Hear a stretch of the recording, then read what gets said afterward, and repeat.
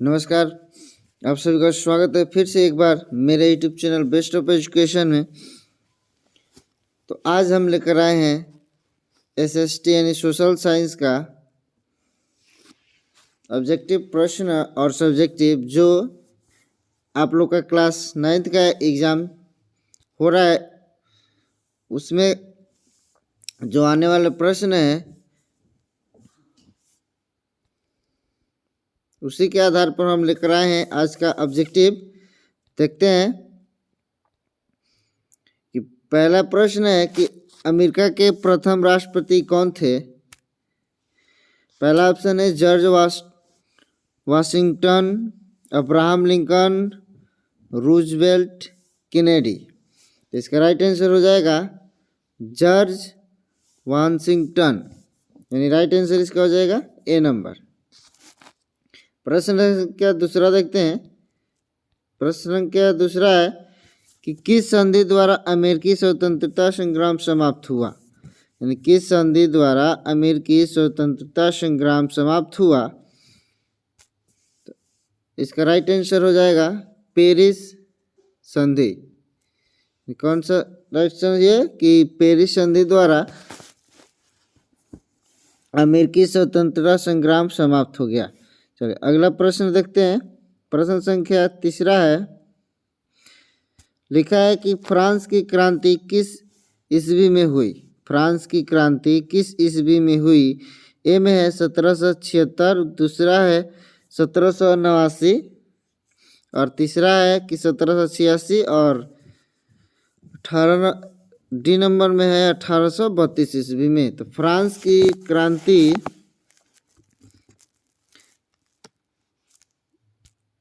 1789 ईस्वी में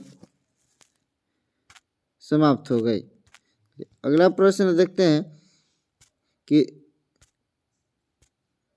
रूसो द्वारा कौन सी पुस्तक लिखी गई है, यानी रूसो द्वारा कौन सी पुस्तक लिखी गई है। पहला है कि विधि की आत्मा, बृहत ज्ञानकोश, सामाजिक संविदा, इनमें से कोई नहीं। तो इसका राइट आंसर हो जाएगा कि सामाजिक संविदा, जो रूसो द्वारा पुस्तक लिखी गई थी। अगला प्रश्न है, प्रश्न संख्या 5वां है कि प्रतिनिधित्व नहीं तो कर नहीं का नारा किसने दिया था। George Washington, Samuel Adams, Adam Smith, इनमें से कोई नहीं। इसका राइट आंसर हो जाएगा इनमें से कोई नहीं। अगला प्रश्न देखते हैं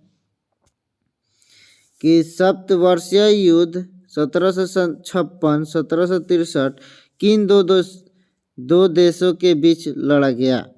इंग्लैंड और अमेरिका, इंग्लैंड और जर्मनी, इंग्लैंड और फ्रांस, फ्रांस और अमेरिका। यानी जो सप्तमी युद्ध हुआ था 1756 और 1763 के बीच में, वह ये हम देखते हैं। इसका राइट आंसर क्या हो जाएगा। इसका राइट आंसर हो जाएगा इंग्लैंड और फ्रांस के बीच में लड़ी गई थी। अगला प्रश्न है, प्रश्न संख्या 7, लिखा है कि शक्ति पृथक्करण सिद्धांत किसने दिया, यानी जो शक्ति पृथक्करण सिद्धांत किसने दिया। वॉल्टेयर, रूसो ने, सुकरात। इसका राइट आंसर हो जाएगा मॉन्टेस्क्यू ने दिया था शक्ति पृथक्करण सिद्धांत के। ठीक है, अगला चलिए अगला प्रश्न देखते हैं। प्रश्न संख्या है कि किस प्रसिद्ध शासक ने कहा कि मैं ही राजा हूँ। लुई 14 ने, लुई 16 ने, हिटलर ने, मुसेलिनी ने। यानी इसका राइट आंसर हो जाएगा लुई 14 ने कहा था कि मैं ही राजा हूँ, यानी मैं ही शासक कहा था कि मैं ही राजा हूँ। चलिए अगला प्रश्न है कि बिस्मार्क का संबंध किस देश से है। बिस्मार्क का संबंध किस देश से है। पहला इटली, फ्रांस, जर्मनी, इंग्लैंड। यानी बिस्मार्क का संबंध जो था वो जर्मनी से था। इसका राइट आंसर हो जाएगा जर्मनी। चलिए अगला प्रश्न देखते हैं। प्रश्न संख्या 10 है कि लिखा है कि किस अमेरिकी बंदरगाह पर जापान द्वारा हमला किया गया था। पर्ल हार्बर ने लॉस एंजल्स ने new airlines. D number option है बोस्टन ने। तो 10 का राइट आंसर हो जाएगा ए नंबर, पर्ल हार्बर में किया गया था। चलिए अगला प्रश्न है 11 नंबर की, हिटलर की आत्मकथा का क्या नाम है? हिटलर की आत्मकथा का क्या नाम है? विंग ऑफ फायर, मिन कैम्प, रिपब्लिक, सामाजिक संविदा। 11 का राइट आंसर हो जाएगा मिन कैम्प। इसका राइट आंसर हो जाएगा मिन कैम्प। चलिए अगला प्रश्न है, प्रश्न संख्या 12 है कि टैले कर क्या था? टैले कर क्या था? तो भूमि कर, धार्मिक कर, साधारण कर, इनमें से कोई नहीं। तो टैले कर था वो हमारा भूमि कर का टैक्स था। ठीक है। चलिए अगला प्रश्न है, प्रश्न संख्या 13 है कि निम्न में से कौन उत्पादन का साधन नहीं है? श्रम, उद्यमी, पूंजी, उपभोग। निम्न में से कौन उत्पादन का साधन नहीं है? श्रम है, उद्यमी है, पूंजी है, उपभोग। यानी इसका राइट आंसर हो जाएगा सी, यानी पूंजी जो है वो श्रम का उत्पादन का साधन नहीं है। भौतिक पूंजी का गुण है निष्क्रिय, मूर्त, हवास हो सकता है, इनमें से सभी। तो इसका राइट आंसर हो जाएगा इनमें से सभी होगा। चलिए अगला प्रश्न देखते हैं कि प्रश्न संख्या लिखा है 15 में कि निम्न में कौन मानवीय पूंजी नहीं है? स्वास्थ्य, परीक्षण, अकुशलता, शिक्षा। यानी मानवीय पूंजी नहीं है स्वास्थ्य, परीक्षण, अकुशलता, शिक्षा। तो इसका राइट आंसर हो जाएगा शिक्षा। यानी अगला प्रश्न देखते हैं कि निम्न में कौन भारत की आर्थिक समस्या नहीं है? आर्थिक विषमता, औद्योगिक विकास, गरीबी, इनमें से सभी। तो इनमें से सभी राइट आंसर हो जाएगा 16 का। चलिए अगला प्रश्न देखते हैं कि झारखंड राज्य का गठन कब हुआ? झारखंड राज्य का गठन कब हुआ? 15 दिसंबर 2000 का, 15 नवंबर 2000, 15 मार्च 2000, 15 सितंबर 2002 में। इसका राइट आंसर हो जाएगा कि 15 नवंबर 2000 में किया गया था झारखंड राज्य का गठन। अगले प्रश्न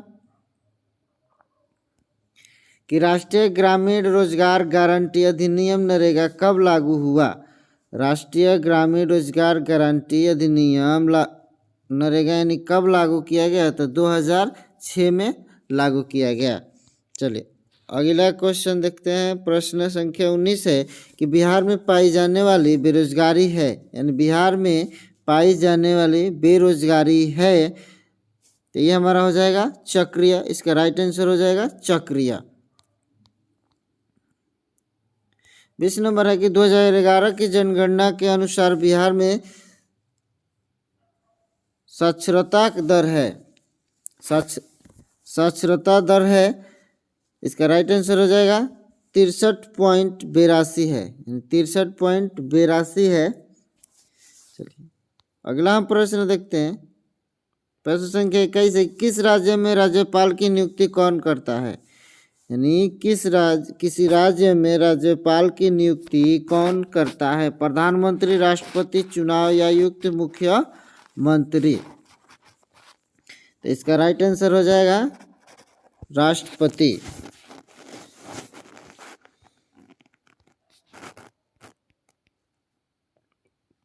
प्रश्न संख्या 22 है कि भारत में किस प्रकार की दलीय प्रणाली अपनाई गई है? भारत में किस प्रकार की दलीय प्रणाली अपनाई गई है? इसका राइट आंसर हो जाएगा बहुदलीय राष्ट्रीय प्रणाली अपनाई गई, बहुदलीय प्रणाली अपनाई गई है। अगला प्रश्न देखते हैं कि समवर्ती विषयों से संबंधित कार्यकारी शक्ति किसे पास करती है? मैंने समवर्ती विषयों से संबंधित कार्यकारी शक्ति किससे के पास रहती है, तो वो हो जाएगा हमारा राइट आंसर, जो केंद्र के पास रहती है। चलिए अगला प्रश्न है कि तिब्बती नदी संगोपो किस राज्य से होकर भारत में प्रवेश करती है। तिब्बती नदी संगोपो किस राज्य से होकर भारत में प्रवेश करती है। अरुणाचल प्रदेश से। इसका राइट आंसर हो जाएगा अरुणाचल प्रदेश से। अगला प्रश्न है प्रश्न संख्या 25 है कि निम्न में से कौन भारत की सबसे लंबी नदी है। भारत की सबसे लंबी नदी है, सबसे लंबी नदी है वो है गंगा।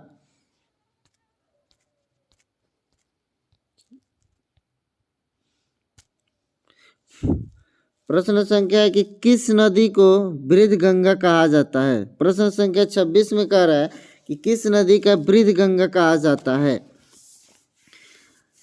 गोदावरी को वृद्ध गंगा कहा जाता है।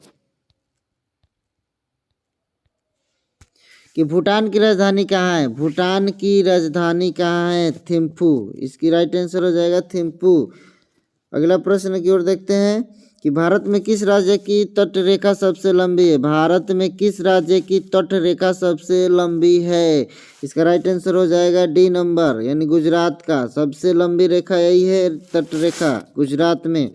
आइए अगला प्रश्न देखते हैं कि निम्न में किसका संबंध नदी द्वारा जमाव से है। निम्न में से किसका संबंध नदी द्वारा जमाव से है, तो इसका राइट आंसर हो जाएगा जलोढ़ मिट्टी से, यानी जलोढ़ मिट्टी से। राइट आंसर हो जाएगा जलोढ़ मिट्टी से। चलिए अगला क्वेश्चन देखते हैं कि निम्नलिखित अक्षांशों में कौन भारत होकर गुजरता है। निम्नलिखित अक्षांशों में कौन भारत होकर गुजरता है। इसका राइट आंसर हो जाएगा कर्क रेखा। इसका राइट आंसर हो जाएगा कर्क रेखा अक्षांशों से होकर गुजरता है नहीं भारत में। चलिए अगला प्रश्न देखते हैं। प्रश्न संख्या 31 है कि लोकसभा का कार्यकाल कितने वर्षों का होता है। तो इसका राइट आंसर हो जाएगा 5 वर्षों का होता है। कितने वर्षों का होता है, 5 वर्षों का होता है। चलिए अगला प्रश्न देखते हैं। तो प्रश्न संख्या है कि प्रथम विश्व युद्ध कब आरंभ हुआ, यानी प्रथम विश्व युद्ध कब शुरू हुआ। तो 1914 में किया गया था, 1914 में। अगला प्रश्न देखते हैं कि विश्व में सर्वाधिक वर्षा कहाँ होती है। विश्व में सर्वाधिक वर्षा कहाँ होती है। चेरापूंजी, गुवाहाटी, सिलचर, मानसीरा, यानी विश्व में सर्वाधिक वर्षा कहाँ होती है। तो इसका राइट आंसर हो जाएगा मासिन राम में। कहा जाएगा इसका राइट आंसर मासिन राम में होता है। चलिए अगला प्रश्न देखते हैं कि भारत एवं चीन के बीच की सीमा रेखा का क्या नाम है। भारत एवं चीन के बीच की सीमा रेखा का क्या नाम है। तो इसका राइट आंसर हो जाएगा मैकमोहन रेखा। इसका नाम है मैकमोहन रेखा। अगला प्रश्न देखते हैं। प्रश्न संख्या 35 है कि भारत में वन्य जीव संरक्षण अधिनियम कब लागू किया है। नहीं, भारत में वन्य जीव संरक्षण अधिनियम कब लागू किया गया। 1972 ईस्वी में किया गया था। किन देशों के बीच सिंधु जल समझौता हुआ। किन देशों के बीच सिंधु जल समझौता हुआ। भारत और नेपाल, भारत और अफगानिस्तान, भारत और पाकिस्तान, भारत और बांग्लादेश। तो इसका राइट आंसर हो जाएगा कि भारत और पाकिस्तान के बीच जल सिंधु समझौता हुआ, यानी सिंधु जल समझौता किया गया। अगला प्रश्न है कि साहसी का पारिश्रमिक कहलाता है, यानी साहसी का पारिश्रमिक कहलाता है। इसका राइट आंसर हो जाएगा मजदूरी। क्या हो जाएगा, मजदूरी कहलाती है। अगला प्रश्न देखते हैं कि बिहार में जीविका का मुख्य साधन है। बिहार में जीविका का मुख्य साधन है। इसका राइट आंसर हो जाएगा कृषि, यानी एग्रीकल्चर है वो हमारा जीविका का मुख्य साधन है। चलिए अगला प्रश्न देखते हैं कि न्यूनतम समर्थन मूल्य का संबंध किस क्षेत्र से है। न्यूनतम समर्थन मूल्य का संबंध किस क्षेत्र से है? किस क्षेत्र से है? तो औद्योगिक क्षेत्र से, सेवा क्षेत्र से, कृषि क्षेत्र, इनमें से कोई नहीं। इसका राइट आंसर हो जाएगा कृषि क्षेत्र से। अगला प्रश्न देखते हैं, प्रश्न संख्या 40 कि निम्न में से कौन परमाणु ऊर्जा उत्पादन केंद्र है। निम्न में से कौन परमाणु ऊर्जा उत्पादन केंद्र है? ये है कैगा। इसका राइट आंसर हो जाएगा कैगा। चलिए अब प्रश्न संख्या कि रेल दुर्घटना का प्रमुख कारण क्या है। रेल दुर्घटना का प्रमुख कारण क्या है? मानवीय लापरवाही, रेल द्वारा भारी वस्तु की ढुलाई करना, बिना टिकट यात्रा करना, बिजली से रेलगाड़ी चलाया जाना। इसका राइट आंसर हो जाएगा कि मानवीय लापरवाही, यानी 41 का ये हमारा राइट आंसर होगा मानवीय लापरवाही, यानी मानव के द्वारा लापरवाही की जाना। 42 है कि पैदल चलते समय हमें सड़क की किस तरफ चलना चाहिए। यानी पैदल चलते समय हमें सड़क की किस तरफ चलना चाहिए? तो बाईं तरफ हमेशा, यानी लेफ्ट साइड में चलना चाहिए। प्रथम विश्व युद्ध में किसकी हार हुई? प्रथम विश्व युद्ध में किसकी हार हुई? जर्मनी की। किसकी हार हुई थी? जर्मनी की। राइट आंसर हो जाएगा जर्मनी की। द्वितीय विश्व युद्ध में पहला एटम बम कहाँ गिराया गया था? द्वितीय विश्व युद्ध में पहला एटम बम कहाँ गिराया गया था? तो इसका राइट आंसर हो जाएगा हिरोशिमा पर। इसका राइट आंसर हो जाएगा हिरोशिमा पर। संयुक्त राष्ट्र संघ की स्थापना कब हुई? संयुक्त राष्ट्र संघ की स्थापना कब हुई? इसका राइट आंसर हो जाएगा बी नंबर में। 24 अक्टूबर 1945 ईस्वी को संयुक्त राष्ट्र संघ की स्थापना की गई थी। चलिए अगला प्रश्न देखते हैं, प्रश्न संख्या 46 है कि संयुक्त राष्ट्र संघ का मुख्यालय कहाँ है? संयुक्त राष्ट्र संघ का मुख्यालय कहाँ है? इसका राइट आंसर हो जाएगा 46 का हमारा न्यूयॉर्क में है, जो कि संयुक्त राष्ट्र संघ का मुख्यालय है न्यूयॉर्क में। प्रश्न संख्या 47 है कि निम्न में कौन संयुक्त राष्ट्र संघ का अस्थायी सदस्य नहीं है? निम्न में कौन संयुक्त राष्ट्र संघ का अस्थायी सदस्य नहीं है? अमेरिका, फ्रांस, चीन, जर्मनी। इसका राइट आंसर हो जाएगा जर्मनी। प्रश्न संख्या 48 है कि अंतर्राष्ट्रीय न्यायालय का मुख्यालय कहाँ स्थित है?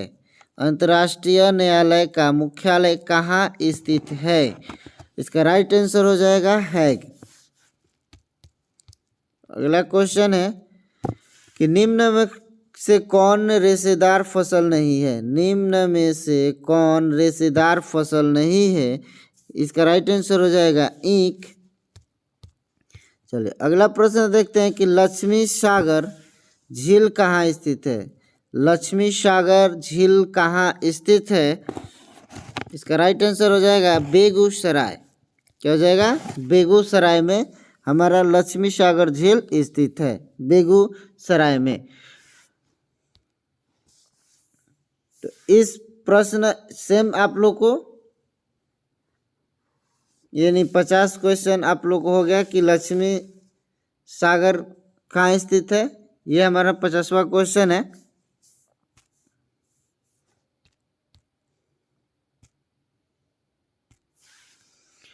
चलिए कुछ आप लोग को इतिहास यानी लघु उत्तरीय प्रश्न है, आइए हम दिखाते हैं आप लोग को लघु उत्तरीय प्रश्न जो आप लोग को इसी तरह के क्वेश्चन पूछे जा सकते हैं जो आप लोग को आज हम बता रहे हैं इस वीडियो में। देखिए, पहला क्वेश्चन है कि भौगोलिक खोजों में वैज्ञानिक उपकरणों का क्या योगदान था।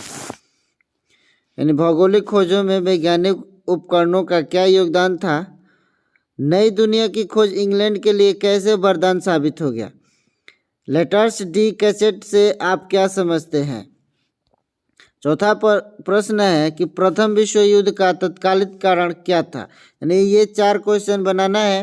8 में से 8 को क्वेश्चन दिया है, इसमें से 4 क्वेश्चन बनाना है आपको। सॉरी, इसमें 6 ही क्वेश्चन दिया जिसमें से 4 बनाने होते हैं। 5वां क्वेश्चन है कि भारतीय वन अधिनियम का उद्देश्य था। 6वां प्रश्न है कि झूम की खेती से आपका क्या अभिप्राय है। फ्रांस की क्रांति ने यूरोपीय देशों को किस प्रकार प्रभावित किया। ये लॉन्ग क्वेश्चन है। एक और है कि नाजीवाद ने द्वितीय विश्व युद्ध की पृष्ठभूमि कैसे तैयार की। अब आते हैं राजनीतिक विज्ञान में। लिखा है कि 9 से 12 लघु उत्तरीय है, इनमें से किन्हीं 2 प्रश्नों के उत्तर देना है। ठीक है, कि हमें संविधान की आवश्यकता क्यों है। यानी हमें संविधान की आवश्यकता क्यों है। संविधान की प्रस्तावना से आप क्या समझते हैं। शिक्षा के अधिकार पर संक्षेप में टिप्पणी लिखना है। नीति निदेशक तत्व से आपका क्या अभिप्राय है। दीर्घ प्रश्न में है कि भारतीय संविधान की आधारभूत विशेषता बताइए। संवैधानिक उपचारों के अधिकार की विवेचना करें। अब अर्थशास्त्र है कि उत्पादन से आप क्या समझते हैं। उत्पादन से आप क्या समझते हैं। मानव संसाधन क्या है। बिहार में ग्रामीण गरीबी के 2 प्रमुख कारणों का वर्णन कीजिए। सरकार खाद्य अन्न का बफर स्टॉक क्यों बनाती है। गरीबों को खाद्य सुरक्षा देने के लिए सरकार की ओर से चलाई गई किन्हीं 2 योजनाओं को विवेचना करें। भारत में मानवीय पूंजी निर्माण के विकास की विवेचना करें। मॉनसून विस्फोट क्या है। जेट स्ट्रीम को परिभाषित करें। पारिस्थितिकी तंत्र क्या है। कोसी नदी को बिहार का शोक क्यों कहते हैं। भारत में पाए जाने वाले कुछ संकटग्रस्त पशुओं के नाम बताएं। हिमालय की 3 समानांतर श्रेणियों के नाम बताना है। भारत में जनसंख्या वृद्धि की विशेषताओं का वर्णन कीजिए। भारत में मानसूनी वर्षा की क्या विशेषताएं हैं।